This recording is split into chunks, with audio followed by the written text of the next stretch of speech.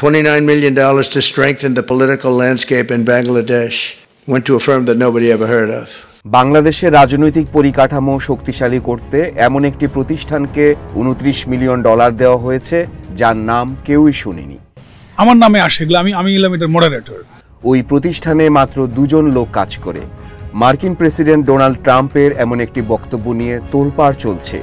দেশে তো বটেই, বিদেশ থেকেও অনেকে জানতে চাইছেন গণতন্ত্র শক্তিশালী করতে আমেরিকা থেকে এত বড় তহবিল পেয়েছে কোন প্রতিষ্ঠান। আমি তো 2013 সাল থেকে কাজ করি। আচ্ছা, 13 সাল থেকে? হ্যাঁ, আমি 13 সাল থেকে কাজ করি। বিষয়টি নিয়ে সামাজিক যোগাযোগ মাধ্যমে নানামুখী আলোচনা চলছে। আগ বাড়িয়ে বড় অঙ্কের মার্কিন ডলার পাওয়া বেসরকারি প্রতিষ্ঠানের সম্ভাব্য নামও লিখে দিচ্ছেন কেউ কেউ। আলোচিত মানবাধিকার সংস্থা থেকে শুরু করে দীর্ঘদিন ধরে গণতন্ত্রের পক্ষে সক্রিয় বিশিষ্ট ব্যক্তিদের দ্বারা পরিচালিত বিভিন্ন এনজিওর নামও আসছে সন্দেহের তালিকায়। যেহেতু আমার সাথে অনেকদিন আগে থেকে যোগাযোগ, তো মাঝে মাঝে ওরা আমাদেরকে ফান্ড দেয়। এই অবস্থায় বিভিন্ন মাধ্যমে খোঁজ খবর নিয়ে নিশ্চিত হওয়া গেছে মার্কিন যুক্তরাষ্ট্র থেকে 2,90,00,000 বা $29 মিলিয়ন পাওয়া প্রতিষ্ঠানের নাম। বক্তৃতায় ট্রাম্প যেমনটা বলেছেন, মোটা অঙ্কের তহবিল পাওয়া বাংলাদেশি প্রতিষ্ঠানটি আসলেই তেমন পরিচিত নয়। গণতান্ত্রিক প্রক্রিয়া শক্তিশালীকরণ করতে বাংলাদেশি টাকায় প্রায় 350 কোটির তহবিল পাওয়া এই প্রতিষ্ঠানের নাম মাইক্রো গভর্নেন্স রিসার্চ ইনিশিয়েটিভ, সংক্ষেপে MGR। আমার তো কোনো অর্গানাইজেশন নেই, আমি কোথা থেকে ফান্ড পাবো? যার পরিচালক ঢাকা বিশ্ববিদ্যালয়ের রাষ্ট্রবিজ্ঞান বিভাগের সহযোগী অধ্যাপক মোহাম্মদ আইনুল ইসলাম, আর সদস্য হিসেবে আছেন একই বিভাগের আরেক সহযোগী অধ্যাপক ডক্টর মোহাম্মদ বদরুল হাসান। গুগল সার্চে MRGর একটি ওয়েবসাইটের লিঙ্ক পাওয়া গেলেও সেটি নিষ্ক্রিয় দেখা গেছে, তবে প্রতিষ্ঠানটির ফেসবুক পেজ সক্রিয় রয়েছে। সেখানে পাওয়া তথ্য অনুসারে MRGর ঢাকা বিশ্ববিদ্যালয়ের সামাজিক বিজ্ঞান অনুষদে প্রতিষ্ঠিত একটি মাল্টিডিসিপ্লিনারি গবেষণা প্রতিষ্ঠান। তবে এটি সামাজিক বিজ্ঞান অনুষদ বা ঢাকা বিশ্ববিদ্যালয়ের নিজস্ব কোনো প্রতিষ্ঠান কিনা সে বিষয়ে পরিষ্কার ধারণা পাওয়া যায়নি।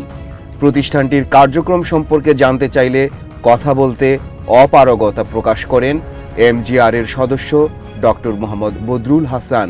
এই মাইক্রো গভর্নেন্স রিসার্চ ইনিশিয়েটিভের কথাটা যে আসছে, এই বিষয়ে আমার কাছে কোনো তথ্য নেই, আমি জানি না এই বিষয়ে টোটালি।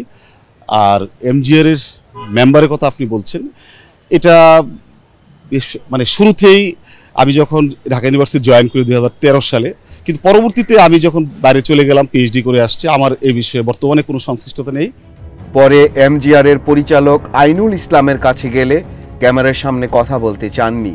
USAID থেকে তার প্রতিষ্ঠান সরাসরি কোনো অর্থ পায়নি বলে তিনি দাবি করেন। USA যারা রেজিস্ট্রেশন আছে তারা পায়, যেমন ধরো DI পায়, IRI পায়, IFS পায়, এরকম অনেক MSI বিভিন্ন নামের অর্গানাইজেশন আছে।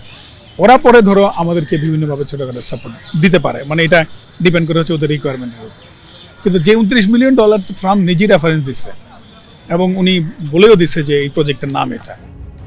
যদিও MGR এর ফেসবুক পেজে তথ্য অনুসারে গণতান্ত্রিক প্রক্রিয়া শক্তিশালী করতে MGR এর বিভিন্ন কর্মসূচিতে পৃষ্ঠপোষক হিসেবে যুক্তরাষ্ট্রের ভার্জিনিয়া ভিত্তিক the international foundation for electoral system বা IFES এর পাশাপাশি USAID বাংলাদেশের নাম ও লোগো ব্যবহার করা হয়েছে। ফেসবুক পেজে তথ্য অনুসারে তরুণ গণতান্ত্রিক নেতৃত্ব উৎসাহিত করতে MGR 2022 সালের সেপ্টেম্বর থেকে 2024 সালের আগস্ট পর্যন্ত সারা দেশের বিশ্ববিদ্যালয়গুলোতে মোট 544টি কর্মসূচি আয়োজন করেছে। এর মধ্যে রয়েছে কর্মশালা, প্রশিক্ষণ, সংলাপ, সামিট, অ্যাকশন প্রজেক্ট ও ক্যাম্পেইন। এসব কর্মসূচিতে তরুণ অংশগ্রহণ করেছেন বিশ্ববিদ্যালয় পর্যায়ের 10,264 জন। ফেসবুক পেজে 2013 সালের জুন থেকে MGR এর কার্যক্রমের তথ্য পাওয়া যায়। IFES, USAID ছাড়াও বিভিন্ন সময়ে প্রতিষ্ঠানটি বেলজিয়ামের CRG এবং ইউকে এইডের কাছ থেকেও তহবিল পেয়েছে। আমি 13 সাল থেকে কাজ করি। আমি তখন কাজ করতাম ক্যান্ট ইউনিভার্সিটি বেলজিয়ামের সাথে, তারপরে ইউএনডিপির সাথে, ছোট ছোট কাজ আর কি, মানে এগুলোর ওই অর্থে কাজ বলে না।